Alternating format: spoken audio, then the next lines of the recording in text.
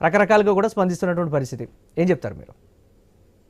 చూడండి, ఇది టన్నెల్కి సంబంధించినటువంటిది పని ఉమ్, చాలా జాగ్రత్తగా చేయాల్సినటువంటి అవసరం ఉండేది. ఉమ్, గతంలో కూడా ఎందుకు సమస్య అంటే అందులో ఎక్కువ టీబీఎం మిషన్ ఉంటుంది. అదేవిధంగా వాటర్ సీపేజీ, మురికి ఇవన్నీ అవును. వస్తాయి కాబట్టి చాలా స్లోగా వర్క్ అవుతుంది. అది తవ్వడం కూడా ఆ, ఐదు యాక్చువల్గా గంటకు 2 మీటర్లు తవ్వేది ఉంటే ఉన్నటువంటి ఇబ్బందుల వల్ల రోజుకు 5 మీటర్లే తవ్వేటువంటి పరిస్థితి ఉన్నది. ఉమ్, దీన్ని ఏంటంటే ఇటీవల రిపేర్ వచ్చి అవన్నీ చేసి మళ్ళీ వర్క్ స్టార్ట్ చేసినటువంటి సిచ్యువేషన్. అవును. ఇప్పుడు కాంగ్రెస్ గవర్నమెంట్ వచ్చినాక వర్క్ స్టార్ట్ చేసినట్టు ఇంకా 4 రోజులు 10 రోజులు ఉమ్, అంతే. ఉమ్, ఆ రోజులు అంత ముందు వరకు ఆ వర్క్ ఆగి ఉన్నది. ఎందుకు? దానికి సంబంధించినటువంటి రిపేరే కావచ్చు, అదేవిధంగా అందులో ఉన్న వాటర్ తీసేయడమే పెద్ద సమస్య ఉంటుంది. తీ- అది జాగ్రత్తగా చేయాల్సినటువంటి అవసరం ఉంది. ఆ జాగ్రత్తలు చేయడంలో ఆ, పర్యవేక్షణ లేదో మరి ఏది లేదో అది నిర్లక్ష్యం జరిగినట్టు కనిపిస్తుంది. అది అంటే పూర్తి విచారణ చేయాలి. దీని మీద చేస్తే ఇంకా తెలుస్తుంది ఎందుకు జరిగింది ఏంటి అనేది. అవును. దాంతో ఆ నిర్లక్ష్యంతో జరిగిందో ఇంకేదైందో కూలిపోయింది. కూలిపోయినాక సహాయ కార్యక్రమాలు దాదాపు ఈ 6 రోజులు కూడా ఏం చేశారు? దేశంలో ఉన్నటువంటి మిలిటరీ నుంచి మొదలుకొని ప్రతి ఒక్కరు వచ్చి ఏ రకంగా రెస్క్యూ చేయాలని చూశారే తప్ప ఉమ్, ఆపరేషన్స్ ఇంకా మొదలు పెట్టలే. అది పెట్టిందే ఈ రోజు మొదలు పెట్టినట్టు ఆపరేషన్ నిన్న మొదలు పెట్టారు. ఏది ఇక అక్కడికి వాళ్ళు చేయలేమనో ఇవన్నీ కటింగ్ చేస్తాం. మిషన్స్ కి సంబంధించినటువంటిది గ్యాస్ కట్టర్ ద్వారా దానికి పార్ట్ కట్ చేసి లోపలికి పోతున్నట్టు ఒక వచ్చినటువంటి వార్తలను బట్టి తెలుస్తుంది. ప్రభుత్వం పనిచేసే సమయంలోనే ఈ టన్నెల్కి సంబంధించినటువంటి తవ్వే విషయంలోప్పుడే చాలా జాగ్రత్తలు తీసుకొని నిరంతరం ఫస్ట్ లా పర్యవేక్షణ చేయాల్సినటువంటి అవసరం ఉంది. వర్క్ స్టార్ట్ అయినటువంటి 10 రోజుల ముందు అక్కడ ఉన్నటువంటి ఇబ్బందికరమైనటువంటి పరిస్థితులను చూసుకొని నెమ్మదిగా చేయాల్సినటువంటి అవసరం ఉండే. అది దానికి సంబంధించినటువంటిది కొరపడింది. ఇక రాజకీయానికి సంబంధించినటువంటి రాజకీయ పార్టీగా యాజ్ ఏ ముఖ్యమంత్రి అక్కడికి వెళ్ళాల్సినటువంటి అవసరం ఉండే. ఉమ్, ముఖ్యమంత్రి వెళ్ళడం వేరుంటది, భరోసా ఇచ్చినట్టుంటారు వాళ్ళు. ఇక వేరే ఎవరైనా భారతీయ పౌరులు ఉన్నప్పుడు ముఖ్యమంత్రి గారు అది వదిలేసి ఎలక్షన్ ప్రచారం పోవడం కూడా అంత సరైనటువంటి అంశం కాదు. ముఖ్యమంత్రి గారు అక్కడికి వెళ్ళి పోతే వాళ్ళకి ధైర్యం, ఆఫీసర్స్ కు ధైర్యం వస్తుంది. అదేవిధంగా కాన్ఫిడెన్స్ లెవెల్స్ పెరుగుతాయి, పని చేయడానికి ఎక్కువ ఉత్సాహము ఉంటది అందరికీ. అది ఆ ముఖ్యమంత్రి గారు అది వదిలేసినట్టు కనిపిస్తుంది. ఇక ఉమ్, మిగతా మంత్రులు చేస్తున్నారు, రోజు పోయి మేము చేస్తున్నాము అని చెప్పిన పనులు అయితే మొదలగాలి.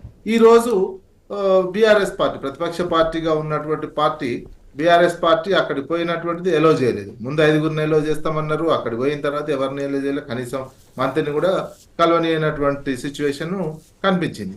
ఇది రాజకీయమైనటువంటి వాళ్ళు ప్రతిపక్షం వాళ్ళు ఇన్ని రోజులు ఎందుకు రాలేదు అనేది. ఒకసారి ఇన్ని రోజులు రాకపోయినా ఇప్పుడు వచ్చినటువంటి సందర్భంలో ఎలో చేసి చూసి వాళ్ళ అభిప్రాయం వాళ్ళు చెప్తారు. గతంలో ఇరిగేషన్ మినిస్టర్ కూడా చేసినటువంటిది అది వినాల్సినటువంటి అవసరం ఉండే. ప్రతిపక్షం సంబంధించినటువంటి వాళ్ళని కూడా 5గురినో 2నో 3నో అక్కడికి పంపించి వాళ్ళు చెప్పే సలహాలు కూడా ఇక ప్రభుత్వం వినాల్సినటువంటి బాధ్యత ఉండే. అది కొరబడినటువంటిది. ఇక ఆ తర్వాత గవర్నమెంట్ విమర్శలు చేయడం, ఇది మీ కాలంలోనే జరిగింది, 10 ఏళ్ల కాలంలో మీరు ఏమీ చేయలేదనేది మాత్రం వాస్తవం కాదు. ఎందుకంటే ఇది రాజశేఖర రెడ్డి ఉన్నప్పుడు మొదలైనటువంటి ఈ ప్రాజెక్ట్ వాళ్ళు యాక్చువల్గా అది టార్గెట్ పెట్టుకున్నదే 2012-13 వరకు ఫినిష్ చేయాలనేది. 6 సంవత్సరాల టార్గెట్ అది ఫినిష్ చేయలేకపోయారు. రీజన్ మళ్ళీ ఇదే, ఇట్లాంటి ఇబ్బందులకరమైనటువంటి పరిస్థితులు రావడం, ప్రకృతి లోపల సహకరించకపోవడం, అనేక ఇబ్బందులు ఉన్నటువంటి నేపథ్యంలో ఆ తర్వాత వచ్చినటువంటి గవర్నమెంట్ అప్పటికి ఉన్నటువంటి గవర్నమెంట్ ఒక 10-13 కిలోమీటర్ల వరకు తవ్వారు. అది వాస్తవం. తవ్వీరు అనేది 1 కిలోమీటర్ అటు ఇటు ఉండొచ్చు, కానీ తవ్వడం అనేది వాస్తవం జరిగినటువంటిది. జరిగిన తర్వాత ఇప్పుడు జరిగినటువంటి ప్రమాదం వాస్తవానికి దానికి సంబంధించినటువంటి టన్నెల్ బోరింగ్ మిషన్, ఇప్పుడు ఆ టెక్నాలజీ అంటే అప్పుడు ఉన్నటువంటి దాంట్లో టన్నెల్ బోర్ టెక్నాలజీ ఇప్పుడు అది పనికి రాదు అనేది. ఏదైనా అది పనికి రాకపోయినా అది ఫినిష్ చేయాల్సినటువంటి అవసరమే. ఇక అది ఏ టెక్నాలజీ కొత్తగా వచ్చినా దాన్ని ఇప్పుడు అడాప్ట్ చేసుకొని దీంట్లోకి చేసేటువంటిది లేదు. ఇక్కడ ప్రభుత్వ నిర్లక్ష్యం వల్ల జరిగింది. అయితే ఇందులో అనుమానాలు వస్తున్నాయి. ఇక ఇది శాశ్వతంగా మూతపడుతుందా ఈ టన్నెల్, తర్వాత పనులు కొనసాగుతాయి అనేది మాత్రం అనుమానాస్పదంగానే కనిపిస్తుంది. దాన్ని ఏ రకంగా పని మొదలు పెడతారు? ఇప్పుడు టన్నెల్ బోరింగ్ మిషన్ మొత్తం కట్ చేసి బయటికి తీసుకొచ్చిన తర్వాత కొత్త మిషన్ పెట్టాలి. కొత్త మిషన్ పెట్టే అవకాశం ఉంటుందా?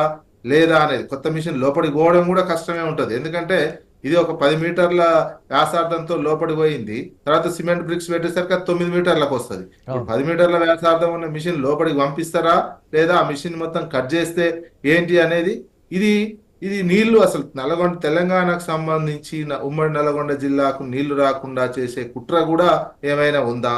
పక్క ఆంధ్రప్రదేశ్కు సంబంధించి ఇప్పుడే కృష్ణా వాటర్ ఫుల్ తీసుకొని పోతున్నారు. పక్క రాష్ట్రం ఆంధ్రప్రదేశ్ ప్రభుత్వం, ఇప్పుడు ఉన్నటువంటి ప్రభుత్వం ఏమాత్రం ఆపలేనటువంటి, వాళ్ళ కోట దాటి కూడా వాడుకుంటున్నటువంటిది. పక్కన చంద్రబాబు నాయుడు ఉన్నాడు ఆంధ్రప్రదేశ్. ఇట్లాంటిది జరిగింది, ఈ పని జరుగుతుందా జరగదా, ఇది ఈ కుట్రలో ఏమైనా భాగస్వామ్యం ఉన్నదా ఆంధ్రప్రదేశ్కు సంబంధించినది, ఇవన్నీ విచారణ చేయాల్సినటువంటి అవసరం ఉంది. ఎందుకంటే ఇప్పుడు అక్కడ ఉన్నటువంటి చంద్రబాబుకు ఇక్కడ ఉన్నటువంటి రేవంత్ రెడ్డికి ఉన్న రిలేషన్ అందరికి తెలిసినటువంటి అంశమే. మనం తెలంగాణ కోణంలో తెలంగాణ ప్రజలుగా తెలంగాణ పౌరులుగా ఈ రకమైనటువంటి ఆలోచన కూడా లేకపోతే పని జరుగుతుందా జరగదా అనేది చాలా ఉన్నది. ఇప్పుడు ఎట్లా వాళ్ళు ఉన్నారు, ఉన్నటువంటి పౌరులు, అక్కడ చిక్కుకపోయినటువంటి కార్మికులు ఎలా బయటికి తీసుకొస్తారో దానికి సంబంధించిన ప్రకటన కూడా రావాల్సినటువంటి, అదొక విషాద సంఘటన అయినప్పటికీ భవిష్యత్తులో పని విషయంలో జరుగుతుందా జరగదా, ఆపేస్తారా, ఇందులో ఏంటి కృష్ణా వాటర్ ఉమ్మడి నల్గొండ జిల్లాకు సంబంధించినటువంటి వాటా అసలు వస్తుందా, దీనికి సంబంధించిన అనుమానాలు మాత్రం చాలా క్లియర్ గా ఉన్నాయి. ఈ అనుమానాలను నివృత్తి చేయాల్సినటువంటి బాధ్యత ప్రభుత్వానికే ఉన్నది. ఇందులో కుట్రపూరితంగా మాత్రం అది పని జరగకుండా పని శాశ్వతంగా ఈ టన్నెల్ ని క్లోజ్ చేసే అటువంటి కుట్ర ఉంటే క్షమించరా అని నేరం అవుతుంది.